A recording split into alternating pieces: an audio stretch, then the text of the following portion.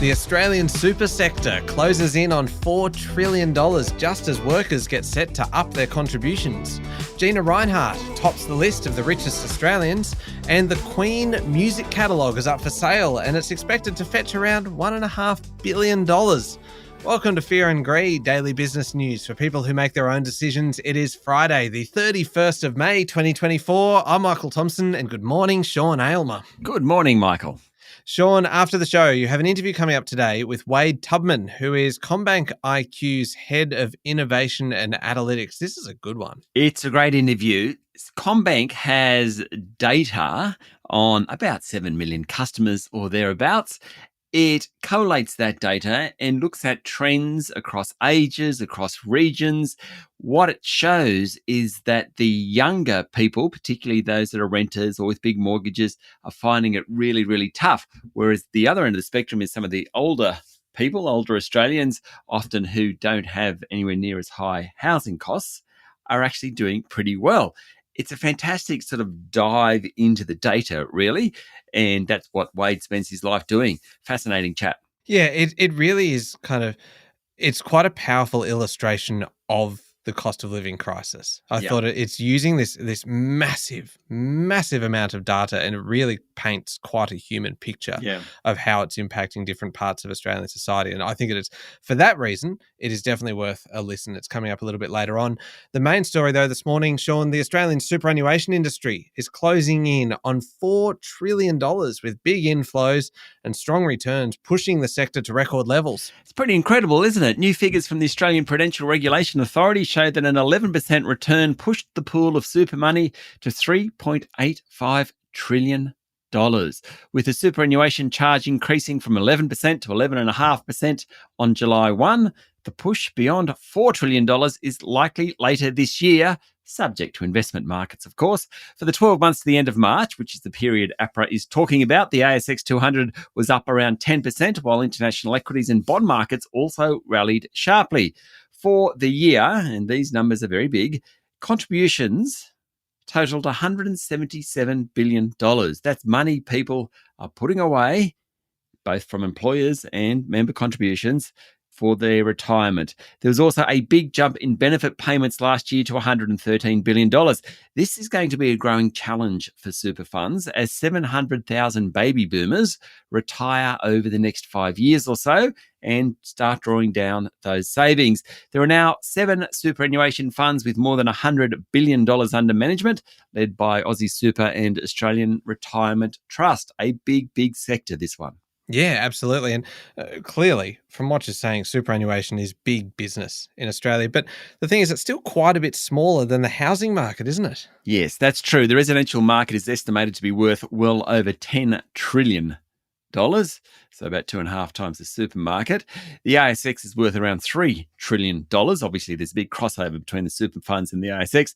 Now, according to a KPMG report released this week, the average super balance, and this includes everyone, is about $97,000. Obviously, older workers have been paying into super for much longer. They'll have more than that. Younger workers will probably have less than that. KPMG also talks about the 7 mega funds in the market.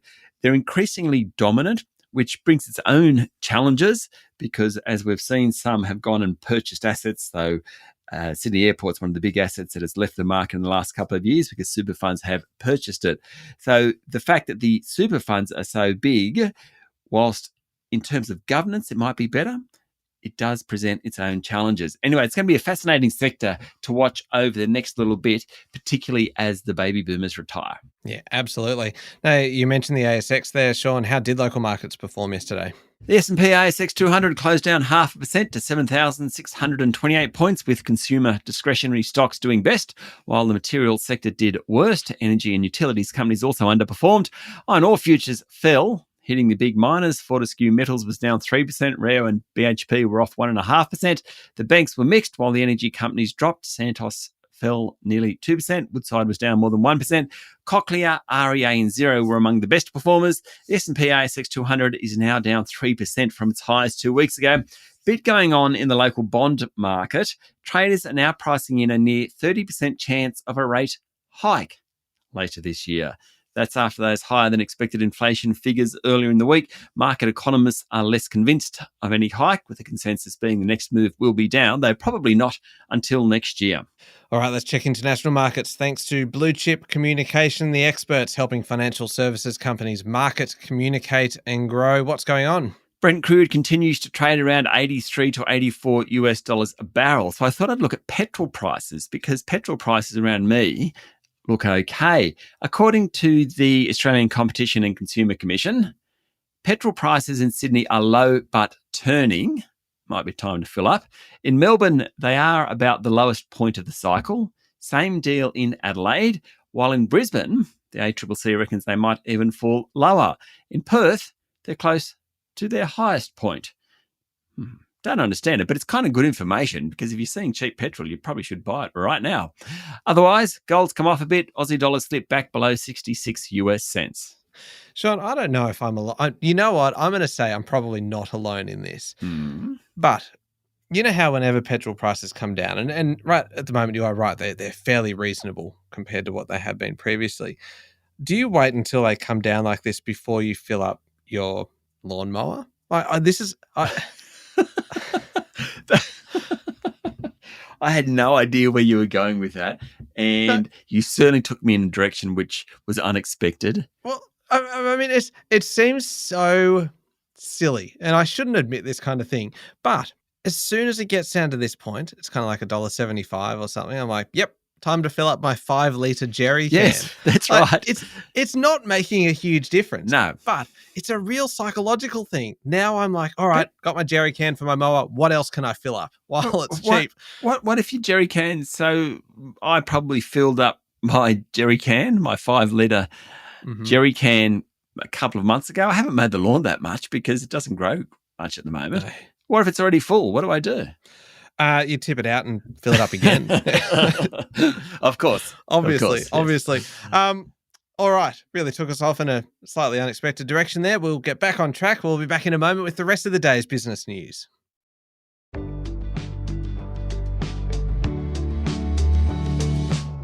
Sean, China has lifted its ban on 5 Australian beef exporters that have been locked out since the 2020 trade war. The suspension of 5 major beef exporters has been lifted effective immediately. They're mostly based in southeast Queensland and New South Wales. Minister for Agriculture Murray Watt said the lifting of different export bans over the past few months has resulted in $3 billion in extra exports. Now, bans in excess of tariffs on $20 billion worth of exports from commodities to agricultural products and wine, of course, were placed on Australian products by Beijing during the height of COVID.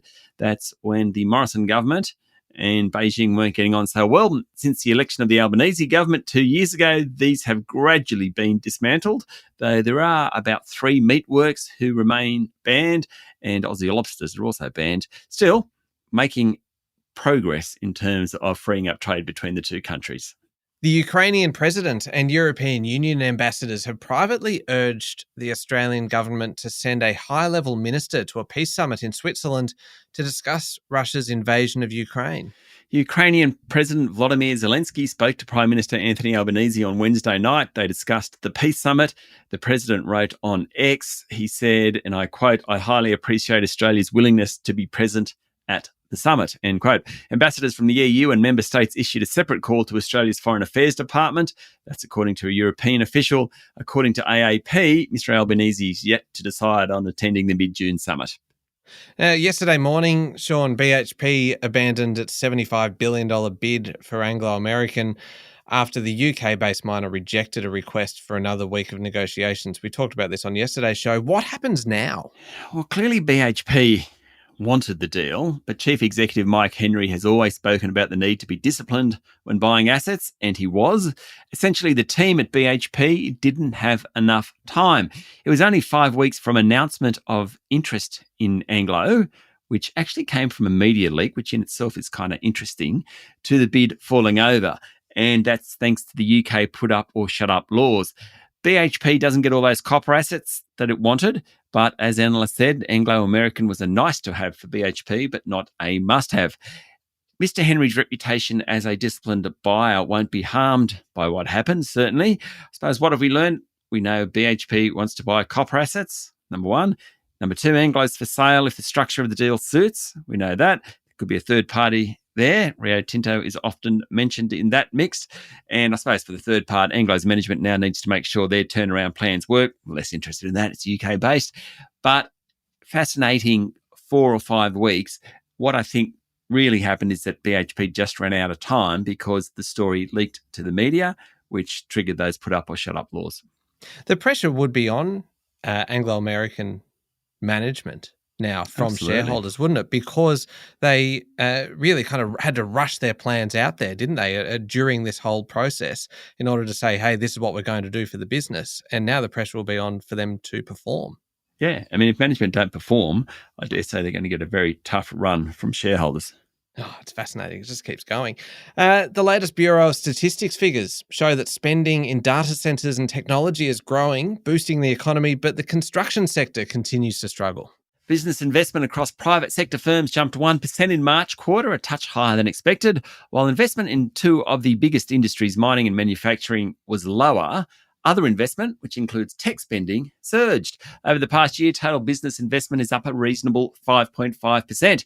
Business investment has definitely been the good news story of the local economy. In the pre-COVID decade, it averaged about 1.1% per year, according to AMP. Since COVID, business investment is averaging more than 7%. It's certainly helping offset weakness in the housing sector. We saw that earlier in the week with very poor retail sales figures. Also helping offset the problems in the construction sector. Now, building approval figures released yesterday show a 0.3% dip in April versus an expected 2% jump. It was a shocking number. Total building approvals in April was just 13,000. Over the last 12 months, it's running at about 163,000. This compares to the government's target from next financial year of 240,000 homes a year. That is a big gap to make up, Michael. Yeah, sure is. The Reserve Bank chief economist, Sarah Hunter, yesterday told a conference that the central bank board was absolutely focused on the fact that inflation is clearly still above the target band. That doesn't sound like a comment recommending interest rate relief anytime soon.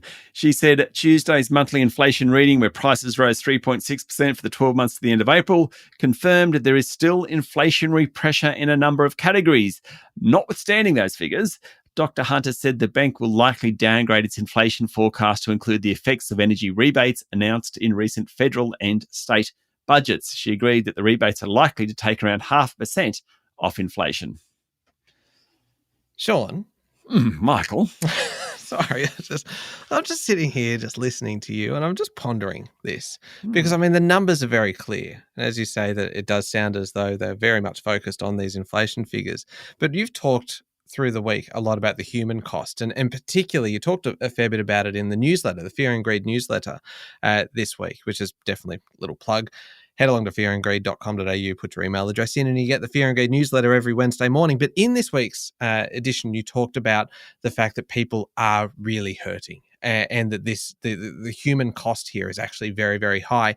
How does an organisation like the Reserve Bank factor in something that's quite, perhaps not quite as tangible in terms of the human cost here? And how do they factor that into these calculations and planning ahead?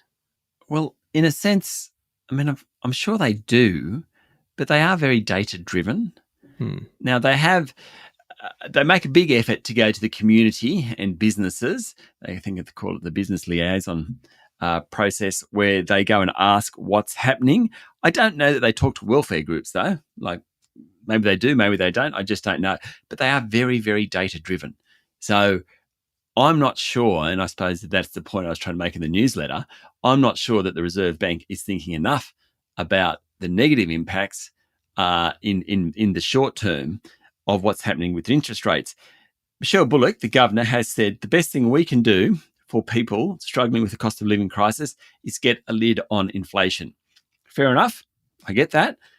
But, and I mean, I know Stephen Koukoulas is in full agreement of that, our resident economist, but there has to be some sort of halfway point where you can just give some relief to try and help people who are really struggling at the moment. Is that then the role of government and their policy to come in and kind of ease the pressure on people, whereas the Reserve Bank is just strictly focused on those numbers? Yeah, I mean, basically, the Reserve Bank's the monetary policy is a very blunt instrument. You could lift or reduce interest rates, and it affects everyone.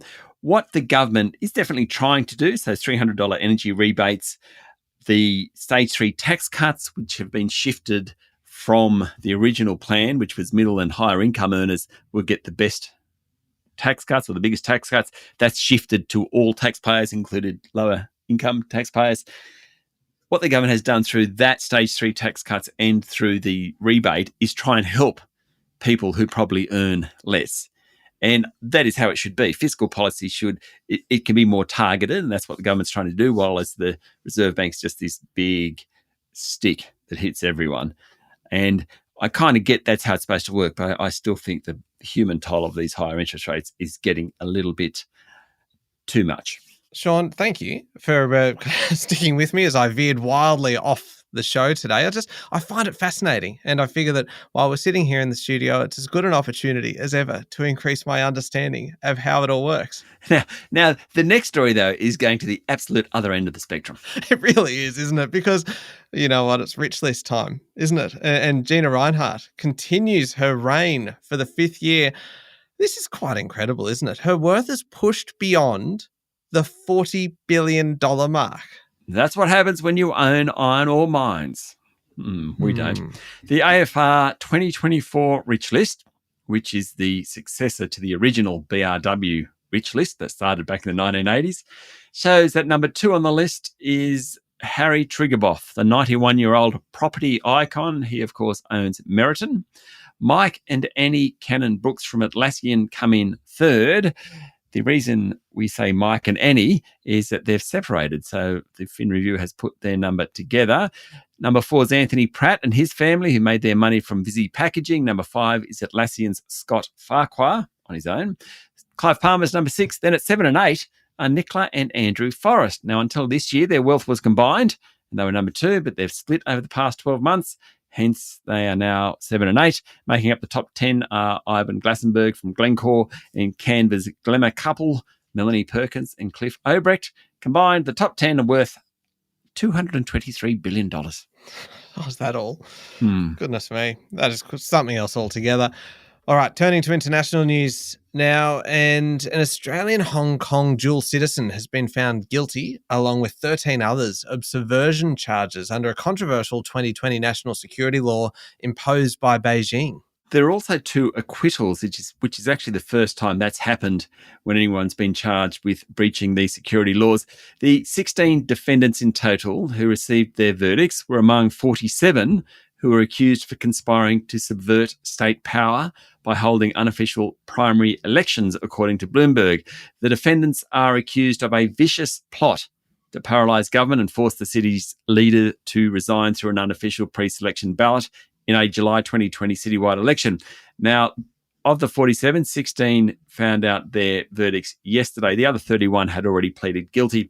The convicted face a maximum penalty of life in prison and will be sentenced at a later date. Gordon Ung, who attended the Waverley College in Sydney's East, is one of those. He's been detained since 2021 on the national security charges. This next story, Sean, what do you make of this? Sony Music is the frontrunner to buy the music catalogue of British rock band Queen, which is expected to fetch about $1 billion US dollars, or 1.5 billion Aussie dollars. Queen's been shopping its music catalogue around for more than a year. It had held talks with Sony Music and Universal Music, according to the Financial Times. Sony was still among the bidders, while Universal has let an exclusivity period on negotiations expire because the price the band wanted was too high. If it sold for $1 billion US dollars, it will pretty much be a record price. It would include recorded music and publishing, as well as other income, including merchandise and licensing and revenue from the biopic film Bohemian Rhapsody. There have been some very big sales of music rights in the last couple of years. Catalogues of Bruce Springsteen, Bob Dylan, Neil Young, more recently Kiss, have all been sold. Queen, though, this is next level. It's one of the most commercially successful groups in music history, having sold more than 300 million records globally. Even if, Sean, in the mind of one person on Fear and Greed, Queen is a little bit overrated.